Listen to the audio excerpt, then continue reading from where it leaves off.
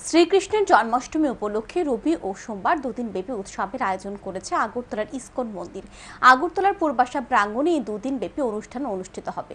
শুক্রবার সাংবাদিক সম্মেলন করে ইসকন মিশনের কো প্রেসিডেন্ট শ্রীরাম গোবিন্দ দাস জানান, সোমবার শ্রীকৃষ্ণের জন্মাষ্টমী উৎসব। এই উপলক্ষে 25শে আগস্ট রবিবার পূর্বাশা প্রাঙ্গণে প্রায় 2000 শিশুকে নিয়ে বিভিন্ন প্রতিযোগিতা যেমন নাচ, অঙ্কন, অভিনব পোশাক প্রতিযোগিতা, গানের প্রতিযোগিতা ইত্যাদি অনুষ্ঠিত হবে। একই সাথে জন্মাষ্টমীর যজ্ঞ হবে।